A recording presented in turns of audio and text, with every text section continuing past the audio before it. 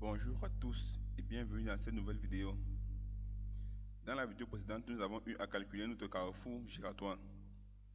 Et lorsque nous sommes venus dans le visualiseur, nous avons vu que notre carrefour a bien été calculé. Et à ce niveau, nous avons une sorte de trou dans notre îlot. Ce qui est généralement le cas lorsque nous calculons un carrefour giratoire. Or, nous savons que dans la réalité, cet espace est un espace aménagé. Donc, le but de cette vidéo est de créer une plateforme simple afin d'aménager cet espace vide dans notre giratoire. Pour cela, nous allons fermer le visualiseur et revenir à l'interface de Covadis. Alors, voici dans notre carrefour giratoire, nous allons concevoir une plateforme simple à ce niveau.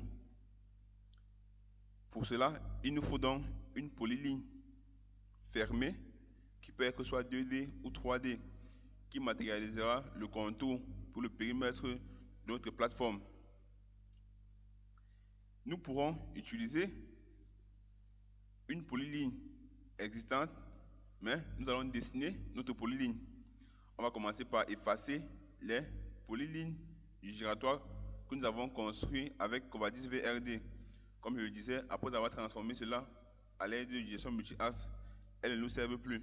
On va donc les effacer. Et comme je le disais, on va commencer donc notre plateforme.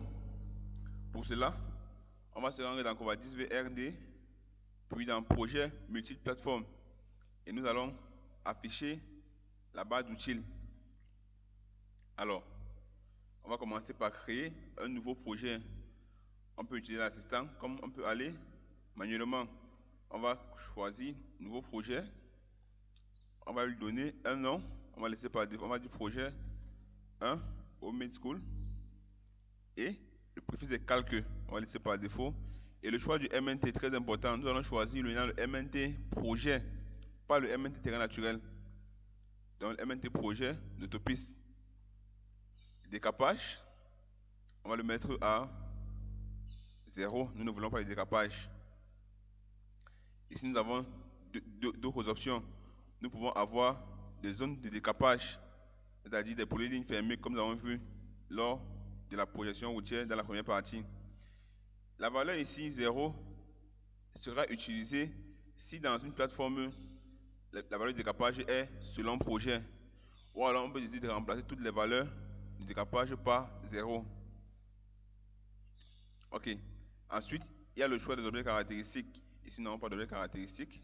Les cotations, la couleur, la police et les profils en travers. Si après nous voulons par exemple sortir les profils en travers, est-ce que nous avons déjà un axe à ajouter? Non. On va donc valider la création de notre projet. Après avoir créé le projet, on va passer au choix du type de plateforme. Covadis nous propose plusieurs types de plateformes. Nous avons les bassins, les espaces verts, les talus, trottoirs. Nous allons ici prendre la plateforme espace vert, comme ceci, et nous allons l'importer dans notre projet. Pour l'importer, nous cliquons juste ici, sur ce bouton, importer dans le dessin. Mais avant cela, nous allons regarder les différentes propriétés. Pour la plateforme de type espace vert, nous avons une hauteur de décaissement de 0,20 cm.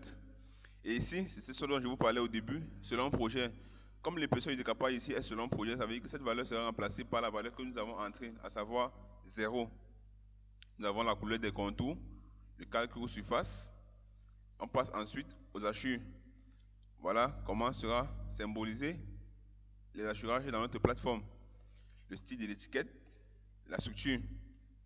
Ici, on peut choisir d'ajouter de nouveaux matériaux. Alors, notons ici la présence des cadenas. Ces cadenas, lorsqu'ils sont fermés, veut dire que nous ne pourrons plus apporter des modifications à ces différentes propriétés plus tard. Donc, nous pouvons, si nous voulons modifier et ouvrir certains cadenas, par exemple la hauteur de décaissement ou alors la hauteur de décapage, et valider. Et nous allons voir que plus tard, nous pourrions modifier ces deux valeurs. On va donc fermer, importer et quitter. Notons qu'il est possible de créer de nouveaux matériaux et de nouveaux styles d'étiquette. On a donc créé notre projet. Nous avons choisi notre type de plateforme. On va donc passer maintenant à la définition de la plateforme. Alors, on va donc créer une nouvelle plateforme. Et la création peut se faire suivant plusieurs méthodes. On peut le dessiner, on peut convertir, pointer dans un polygone et plein d'autres méthodes. Alors, ici, nous allons premièrement dessiner une polyligne représentant notre plateforme et après, nous allons la convertir en plateforme. Nous nous rappelons ici que le cercle intérieur avait un rayon de 13 mètres. Donc, nous allons reproduire un cercle avec un rayon de 13 mètres premièrement. On prend l'outil cercle, on se place ici à l'intersection et nous mettons un rayon de 13 mètres. Voici donc notre cercle qui a été construit. Maintenant, comme nous voulons une polyligne 3D, nous allons projeter notre cercle sur le MNT projet de Topist. Pour cela, on se rend en Covadis 3D, construction 3D, projeter, projection d'objet linéaire sur MNT. Puis, on choisit le MNT sur lequel on va projeter un objet et on choisit le calque contenant notre objet. Ensuite, on choisit le calque en sortie. Dans mon cas, ce sera 0 plus 3D. On valide et ici on a la flèche de discrétisation.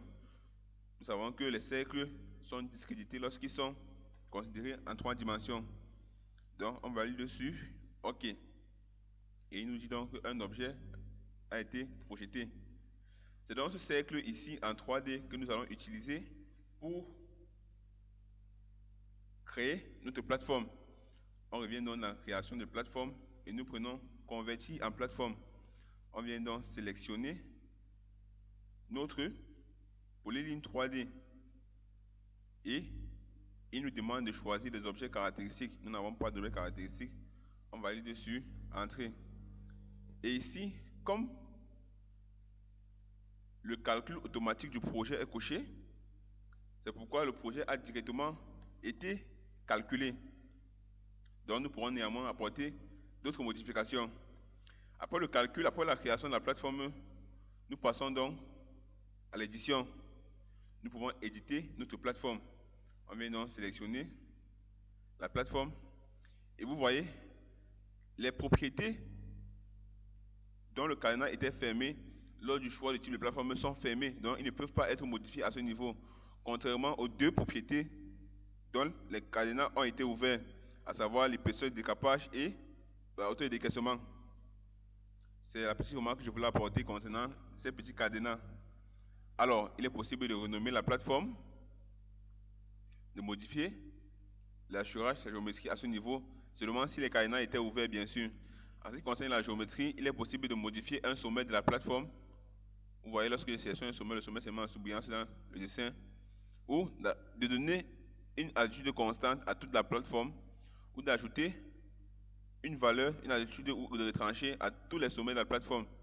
On peut aussi projeter les points de la plateforme sur le modèle numérique du terrain. Alors, on va juste valider. Après la phase de l'édition, nous passons donc aux objets caractéristiques. Comme nous l'avons dit, nous n'avons pas d'objets caractéristiques dans notre plateforme. Et ensuite, on passe donc au calcul du projet. On pourra choisir les pentes de talus, de déblais et de remblais. Donc, nous allons laisser les valeurs par défaut. Ensuite, on termine par le calcul du projet, ce qui a déjà été fait. Et ici, on peut donc voir que le projet a été calculé et dessiné. Nous pouvons voir là les volumes, à savoir 2 mètres cubes de déblais et 0 mètre cube en remblai. Et notre projet plateforme a donc été calculé. Nous apercevons ici les éléments de cotation en rouge et l'étiquette de notre plateforme, ici en espace V1, avec sa superficie 2D et sa superficie 3D. Alors, on va donc venir cacher ce test de cotation. On vient donc ici, test de cotation, et on va masquer toutes les altitudes. On a donc enlevé les latitudes de cotation. On peut aussi enlever l'étiquette de la plateforme en venant ici toujours dans étiquette et on dit cacher toutes les étiquettes. Ainsi, l'étiquette de la plateforme a été masquée. Alors, le calcul de la plateforme étant fait, nous pouvons ici apporter d'autres modifications aux cotations et on peut passer au dessin d'une coupe. Et aussi, nous pouvons matérialiser un axe en plan ici, implanter les tabulations dessus et sortir les différents profils en travers. Nous n'allons pas faire cela dans cette vidéo. Il est aussi possible d'imprimer les différents profils en travers obtenus. On va donc passer en 3D pour visualiser à nouveau notre carrefour giratoire et pour voir si la plateforme a été intégrée. Ainsi, nous zoomons et nous pouvons déjà apercevoir notre plateforme au centre de notre giratoire. Et il s'agit bien d'un espace vert. Il a noté que vous aurez pu créer un autre type de plateforme, à savoir le type de plateforme bassin. À ce niveau, par exemple, c'est au choix. Donc, on voit bien que notre plateforme a été créée et est bien adaptée à notre carrefour giratoire. Merci, c'était tout pour cette vidéo.